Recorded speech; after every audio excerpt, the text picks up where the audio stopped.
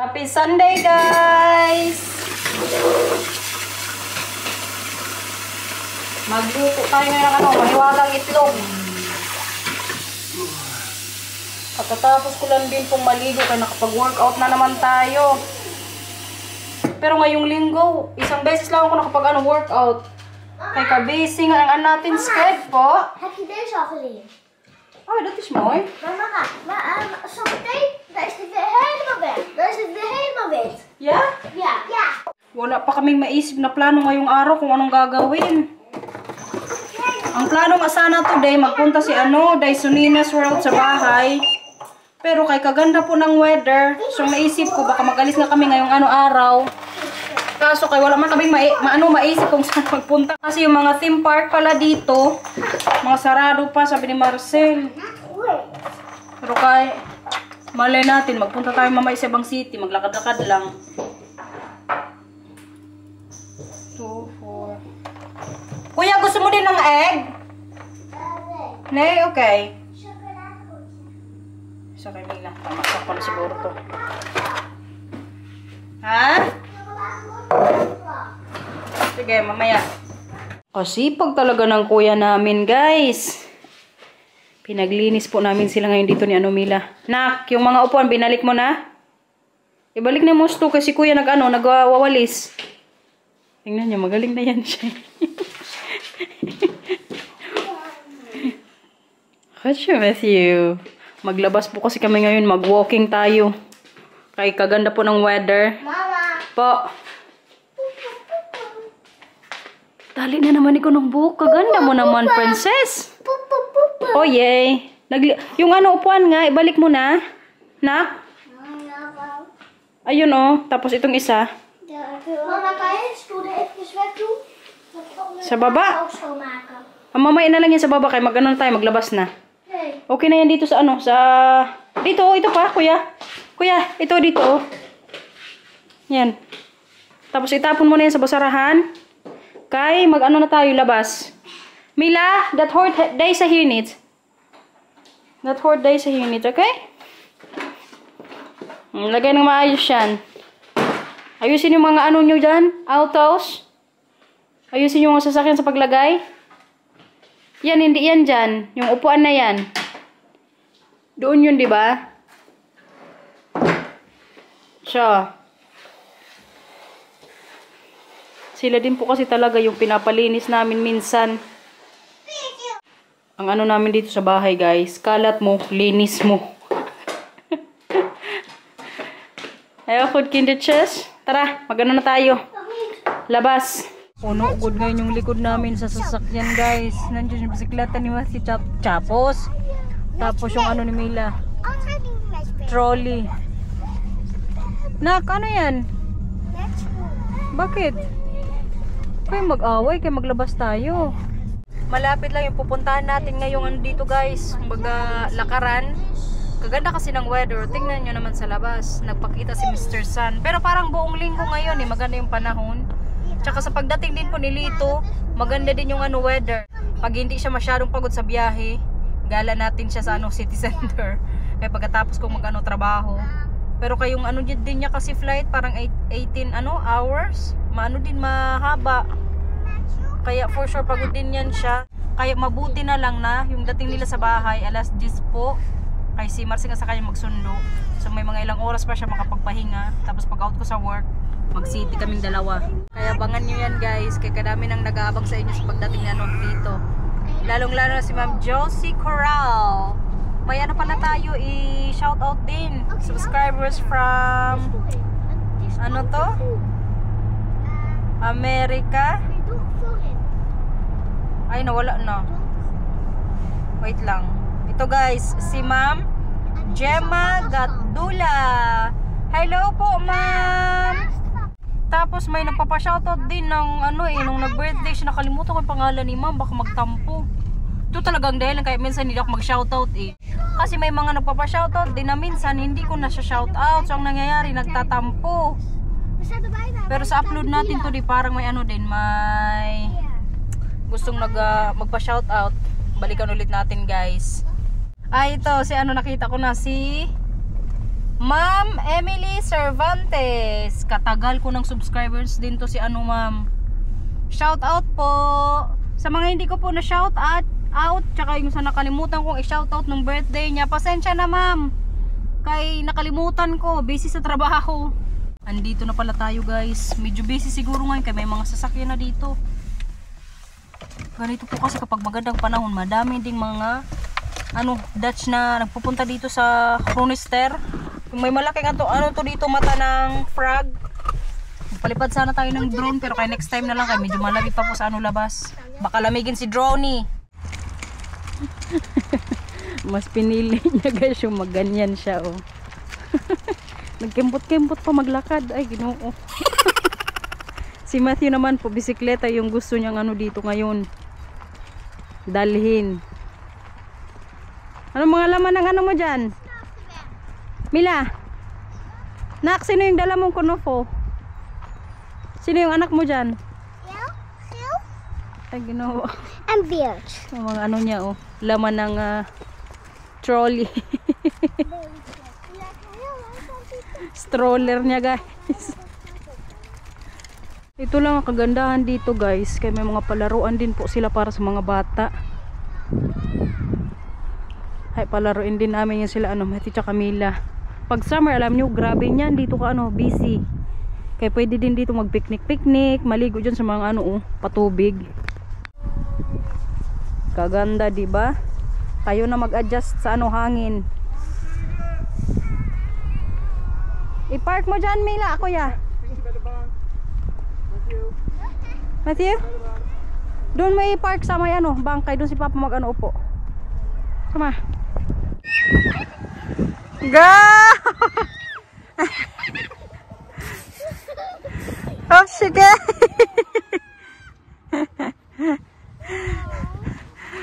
Nakikir? Parang mapapaaga yung uwi namin ngayon. O mapapadali. Ihi na po ako. Dapat pala kanina umihi muna ako bago kami umalis. Now, come on, Matthew. Bakang bandala. Okay. Tulak daw niya sa Mila. Yeah, i-cross mo yung paa mo, Mila. You wait to talk. Crouch. If, wag mo kasi, wag mo kasi itong mo. Teddy bear mo kasi dala-dala pa. Diyos ko, Lord. Is het even laten zien hoe het moet? Ja, goed zo. Perfect. En dan ga ik even... Go, kuya. Zo maar. Lakasan mo, kuya, ha? En? Goed zo.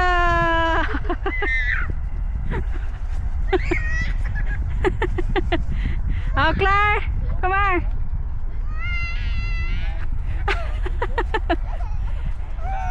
Nou, kom maar, klaar. Goed zo, Matthew. Kom maar. Mag ik nu ook nog één keer? Dalian mo, tara na. Oh. Kom maar. We gaan verder. Ja. Ayun na yung dalawa, oh. Nauna na kay gusto nilang maglaro doon sa may mga buhangin. Si Matthew kabilis. Takbo-takbo milang, oh. Alam niyo itong paliguan na to dito, guys. Puno po yan dito kapag summer. Pero may limit lang yan sila kung hanggang saan lang yung mga tao. Ayan yung dilaw, oh. Hanggang dyan lang yan sila pwede. Kasi ibig sabihin yan dito medyo malalim na. Ano man? Nakailang buhangin na kayo dyan? Kuya? Na-ignorante na naman sa buhangin. Ano gagawin dyan, kuya? Okay. Doe jij, Mila? Okay. Doe maar hoor. Sama. Tapon sila ng buhangin sa tubig.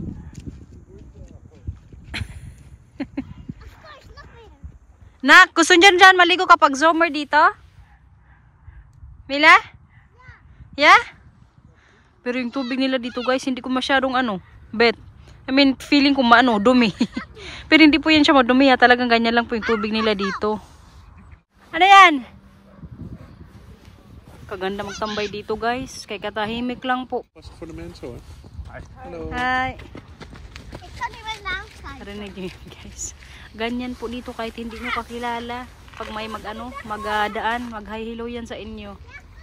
Si Marcel nasa Pilipinas din to siya. First time niya sa province. Every morning, magsabi good yan siya dun sa mga tao na dumadaan sa bahay namin. Good morning, hi. And after 3 days, Tata is also going, good morning, good morning. Kung baga dinala niya yung ugali nila dito na mag-hi hello kahit hindi mo kilala. Dinala niya good yun sa probinsya. Pati si tatay mag-hi hello na sa mga dumadaan sa bahay. Balik tayo sa katahimik dito. Makapag-relax talaga. Gustong gusto ko yung mga ganitong namin nila Marcel, banding. Or mga banding moments namin. I thought it's not allowed here. I think in summer not, because then people will swim. But now there's no Matthew, people. Mila! Here! That's a shell. Jammer. Kadaming aso ngayon dito. Sabi? I forgot the shell. Jammer. It's cold. Yeah, I think it's okay. My neck is cold. Ano man, mag-ano tayo, alis na. Kuya. Het volgende speelplekje gaan we naar de glijbaan. Yeah. Hey, Hoy, yung bisikleta mo! Fiets en karretje. Hey jongens. Matthew. Mila, Matthew! Bisikleta mo, kuya! Alam niyo, pag may pamilya na talaga kayo, yung mga ganitong banding, yun yung parang mas ma-appreciate nyo talaga. Nak, sige na, tara na, mag-ano na kayo slide. Yung dalawa dito ayaw pang umalis. Na,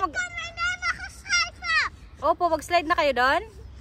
Nee, ik kan mijn naam maar gaan schrijven. Oh yeah? Sige nga. Finish na ikaw dito? Mag-slide ka na? Ha? Sige, punta natin sa slide. Come on, kuya. Ja, even je handen goed afkloppen, Matthew. Sige na, Mila. Maglakad ka na kasi kay si kuya mamaya mabilis. Kaya nakabisikleta. Ja, we gaan door naar de glijbaan. Come on. Unahan mo na si kuya kay si kuya mabilis. Uh-oh. Uh-oh.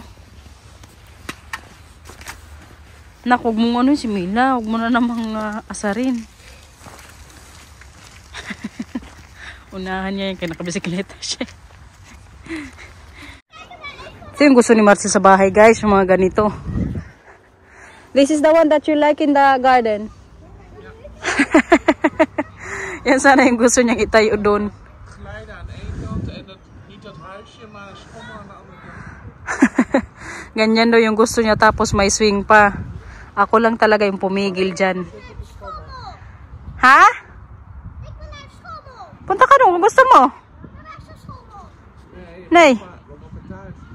Nee, dat krijgen we niet. Parang ako pa kayong kontrabida ngayon dito, guys. Kay si Marcy sinabi niya kay Matthew na ako yung may ayaw. I think I am the one who's bad now.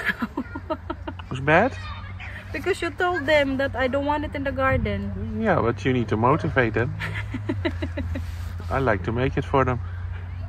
No, I think it's expensive, but also the space.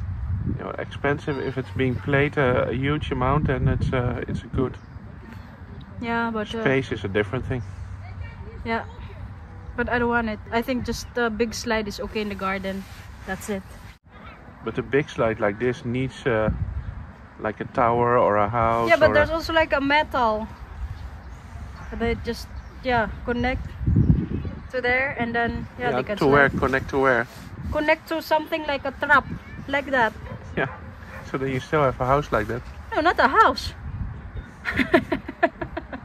Basta guys, wala pong magaganap, wala pong malalagay doon mga ganyan sa garden. Umakyat na yung dalawa, guys. Hindi talaga to si Manong Mila matakot-takot. Ay, ayun, bumaba. Hindi nga masyadong busy ngayon dito. Akala ko busy. Kaya doon po sa may parking, ang kadaming mga sasakyan. 2,000 years later. Bahay na kami, guys. Nagpre-prepare po kami ngayon ni Marcel ng namin, dinner. Ito yung ulam namin. Alam nyo, guys, yung nila dito, karne. Yung sa mga supermarket, tinatanggal po nila yung ano, balat ng baboy. Kaya sabi ko kay Marcita, sayang lang ba? Pero kay karamihan din po sa mga Dutch, hindi kumakain ng ano, magabalat ng baboy. Tapos alam niyo pag may mga buto-buto, hindi din po yan sila mahilig. Ano yun po yan? Okay. Kaya dito si Marcel, hindi po to siya magkain masyado kapag may mga ano, buto-buto yung ulam namin. Halimbawa, mag-chicken curry ako, tapos may mga buto. Hindi yan siya masyado magkain. Kaya para madami yung kainin niya. Tamad po kasi yan sila magtanggal-tanggal. Asya, believe. Mila, gusto mo popcorn? Okay. Ano yan? At may mapayong na naman kayo. No, chef. Yan naman po yung trip nila ngayon dito sa bahay. It's Ito yung ulam namin ngayon, guys. Oh. Thai marinade. Si Marcel po yung marinate. Yan, guys. Tapos maggulay din ako mamaya. Magluto ako ng carrots. Lutuin ko lang sa tubig. Guys. Patay. Mag-side ka, side view. What? No. Nakabra po yan siya ngayon. Tong batang to, kinuha ba naman yung bra ko sa taas kay sinuot? Gusto na niya din magka-dead. Mama, mag ik eventjes boven gehaald? No. No. Kunnen voetje. No. Nee. Wala ka na kukunin sa taas. No. Ik zeg nee, ja. Nee. Ibalik na din niya ni Mila. Mag-play na kayong dalawa dyan. Ibalik mo na yung bra ko doon sa taas. Batang to. Hindi ka pwede magbra. Ik wil mijn Saskia boven halen. Oh, storya eh. Maar echt wel. No. Maar echt wel. No. Wel. Ik wil echt bij. Mag-akyat din daw siya sa taas kay may kunin lang. Hindi ako maniwala, guys, kay ang pagkaramdam ko magkuha din to ng bra sa taas. Nee, echt niet. No. Bakit ka tumatawa? Echt niet. Bakit ka tumatawa? Maar ik ga het echt niet doen. Ik wil gewoon schattig met Nike hier gaan doen. No, siya. Guys, update pala yung sa pag-check ng uterus ko. Inaantay ko pa yung result. Nay, Matthew! Dumanis. No. Hindi pala masakit kapag chinek niya yung sa loob, yung sa ating pudangdang. Mga 20 seconds siguro, pinaikot-ikot yung parang ganito siguro kahaba eh. Tapos, yun nga sa doktor ako nagpa-check up kaya para sure po yung natin, result. Kaya i-update ko din po kayo sa magiging resulta kung okay. Mas maganda na din na ma-check nga kay para maagapan kung may something man, pero feeling ko wala naman po kay wala naman akong nararamdaman nakakaiba sa kong katawan. Natanggal mo na yung bra. Hal. Ano nilagay mo dyan? Si Bircha? Wala tagat mga batang po. Ikaw, ano na? Yo, zo. No, Mila. No.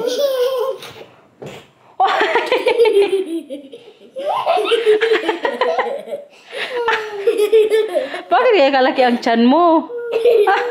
Kijk, bij mijn Saskia. Busog na naman ang lahat, guys. Katatapos lang ko na yung mag-dinner. Linis tayo sa kusina. Guys, may chika pala ako sa inyo. Diba, last year po naalala nyo yung plano dapat naming mag-Norway. Kaya hindi man yun natuloy kasi biyan na naoperahan a day before yung alis namin. So this year po yung bakasyon natin sa Norway po ulit. Pero, ay, kaya! Sorry. Mama, mijn iPad die lag daar.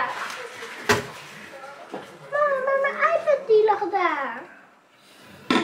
Sige na, ulong ka na. Ik denk mijn iPad. En dan ga je voor.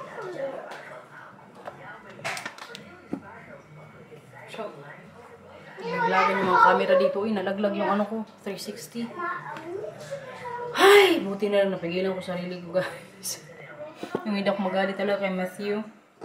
Kasi alam nyo, minsan mag-react po talaga ako agad na grabe yung galit ko sa kanya. Minsan makurot ko yan siya kaagad. Kaya minsan parang gusto kong kontrolin yung sarili ko kapag may mga pangyayaring mga ganyan. Humihinga po muna ako ng malalim. Ay, grabe na rin po kasi kakulit ni Matthew. Pero tingnan nyo naman yung nangyari ngayon, parang nirelax ko muna yung sarili ko. Kasi may mga times din po na sa madaling araw, alam nyo, nagigising ako. Tapos naiisip ko na, napagalitan ko na naman siya. Parang mga konsensya. So yun na nga, balik po tayo doon sa sa bakasyon. Pupunta tayo sa Norway, guys. Pero may pagbabago sa sa mga plano kasi last year yung balak sana namin almost 4 weeks kami sa Norway. Pero this year gagawin na lang namin 14 days. So abangan nyo rin yan, guys. Gagawin po namin yan sa summer vacation. Sana lang walang mangyari na katulad po last year nga na si Bina na hospital po a day before. Pero buti na lang din, guys, na nung time na yun, nandito pa kami sa Netherlands. Nung nagkaroon siya nga ng immediate operation na kailangan niyang i-undergo. Kasi kung nasa biyahe kami noon, papuntang Norway, kawawa po si Marcel. Kaya siya man askaso sa lahat. Pero hindi po kami magpunta sa Oslo. Kasi yung namin, yung itinerary na ginawa, parang sa West Coast lang kami. Yung mga more on pa nature. Pero yung Norway trip po natin, sa summer vacation pa yun nila Matthew at Camila, ha? Hindi po niyan si Lito makakasama kasi si Lito niyan wala na dito. Si Lito po hanggang June 8 lang dito sa Holland. Yung bakasyon ng mga bata, July hanggang August. Ang mga Netherlander kasi, guys, mahilig po yan silang magbakasyon. Mga yan sila, traveler. Ganyan na ganyan po kasi si Marcel, tapos yung magulang niya nung kabataan pa ni Marcel.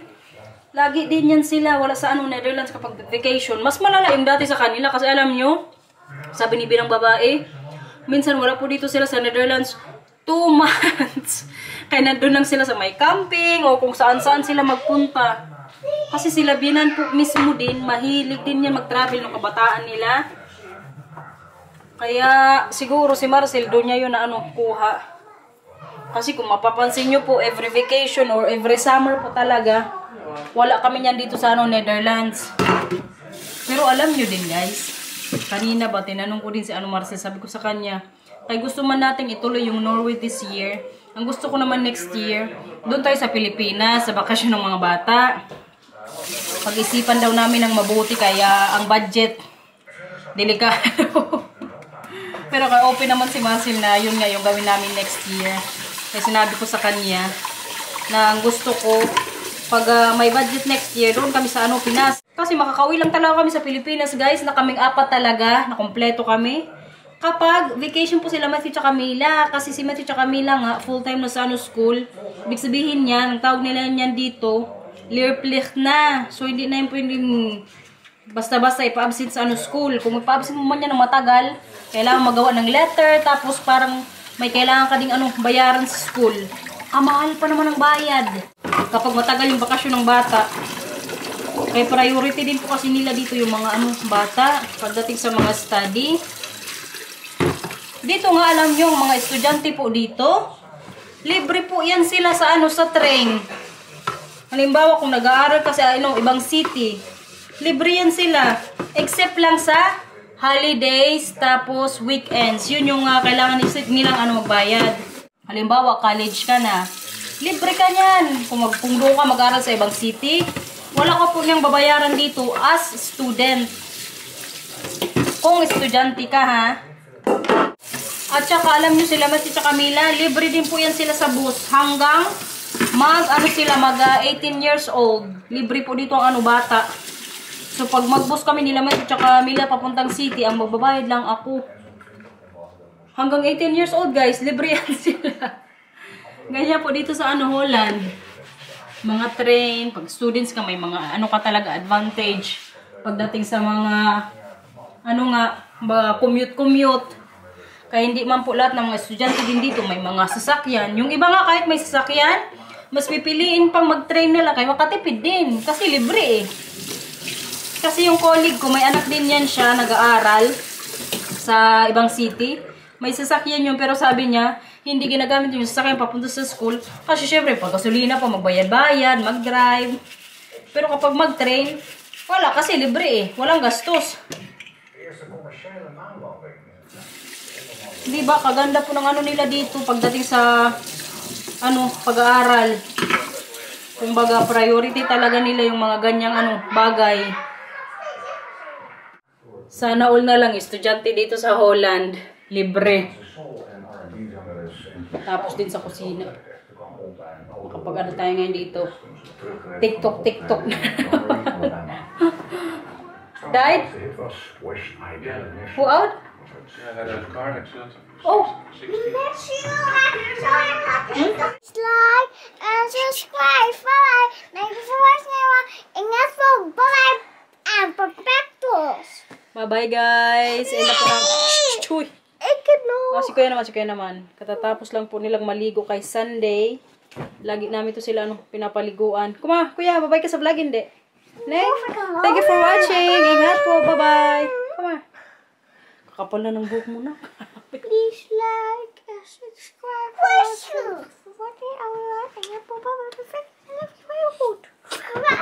Bye-bye po. Sana nag-enjoy kayo sa simpleng vlog today. Thank you.